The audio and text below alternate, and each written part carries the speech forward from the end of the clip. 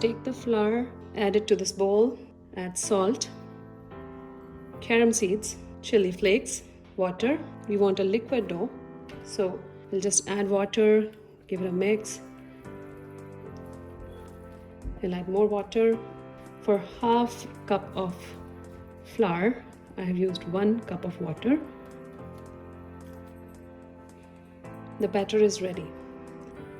Now take a pan, a little bit of oil, pour the batter.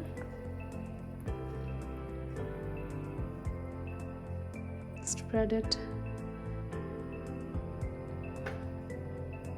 Now we'll let it cook.